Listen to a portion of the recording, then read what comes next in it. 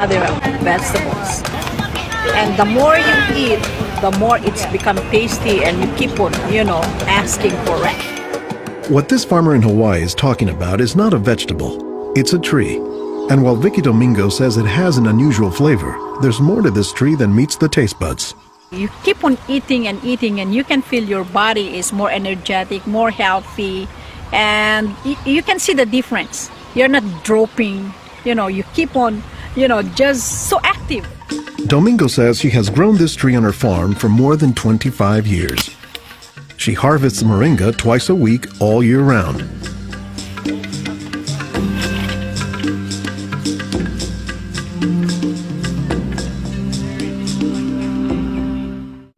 Domingo says there are many nutritional and medicinal uses for moringa. All parts of the tree are usable, from the roots to the stem, to the leaves, to the flowers, and to the pod. The roots, you can use that as a tea. And then the trunk, you can scrape it, squeeze it, get the juice, put in your cut skin, and your skin will heal. Dr. Will McClatchy is an ethnobotanist at the University of Hawaii. He studies the ways that humans interact with plants. Moringa is one of these trees that is a multi-purpose plant that fulfills such a high percentage of kind of basic needs that when people get used to using it, they really can't see what it's like to live without it. And many cultures don't.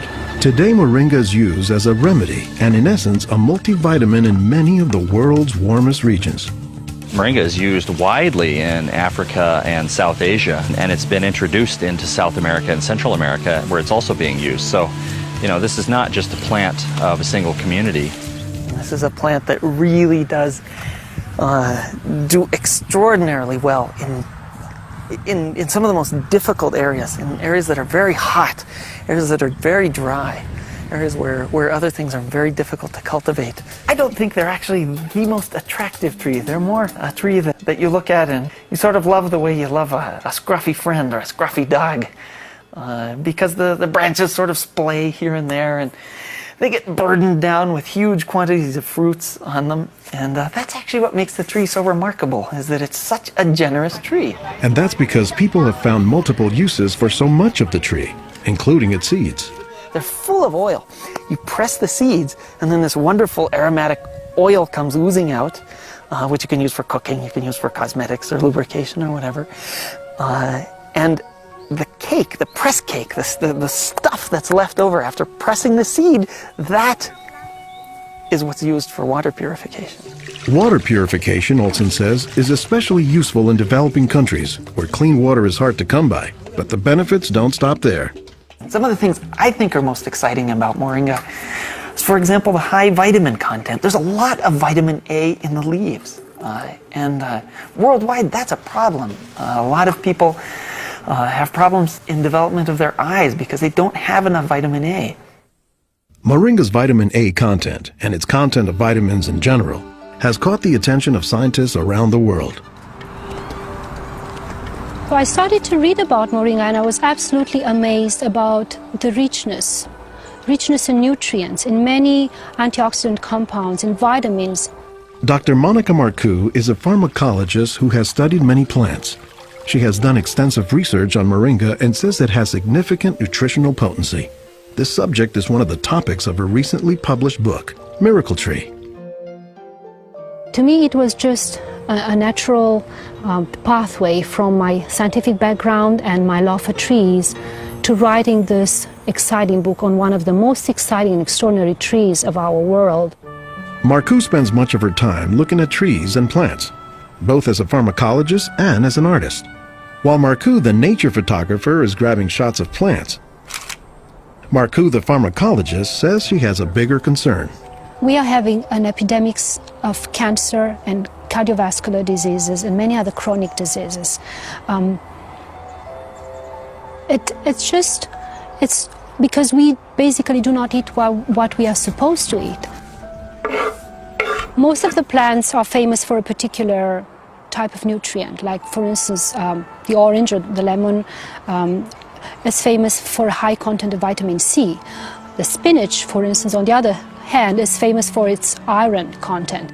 Moringa is very unusual because this single plant contains a wide variety of nutrients, but also in quite very high amounts. Marcoux says this concentration of nutrients combined with low calories and low sodium content makes moringa an ideal energy food or supplement that can help offset the typically unhealthy Western diet. Many of the Westerners are also deficient in antioxidant and anti-aging substances that are mostly found in plants. Antioxidants, according to the National Institutes of Health, protect the body's cells and may prevent cancer. And Marcoux says moringa is a treasure trove of antioxidants that happen to work hand in hand. Antioxidant substances and antioxidant vitamins work together in the body. For instance, it's known that selenium works better in the presence of vitamin E. Moringa has high amounts of selenium and has also vitamin E. Moringa is well known for being a good source of leafy green vegetable protein. And you don't get a lot of protein out of many vegetable foods other than like beans and things like that. So getting it out of the leaves is really a big deal. And while there are a few other plants like soy that are protein rich, Olson says moringa is special. I have a lot of food allergies. I'm allergic to wheat, I'm allergic to eggs. Soy tends to be a fairly highly allergenic food. It causes allergies easily in many people. We think that this is because of the form that some of the proteins are in soy. They're apparently in a form that's very simple and fairly easy for the body to assimilate in moringa.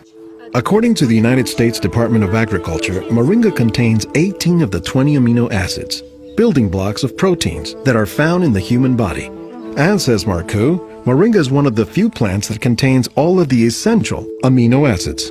Moringa contains all the 9 essential amino acids that actually we cannot produce.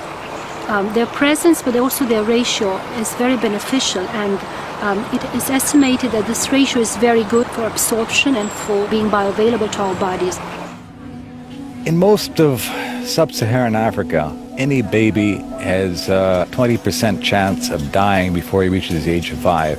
In some countries, up to 40%. And even those who survive past the age of 5, up to half or more will suffer from malnourished physical and mental development. As the former regional representative for Church World Service in Senegal for 16 years, it was Lowell Fugley's mission to help local clinics develop ways to save children at risk to malnutrition. So Fugley went to work, both planting moringa trees and, more importantly, educating healthcare workers on how moringa can help stave off malnutrition.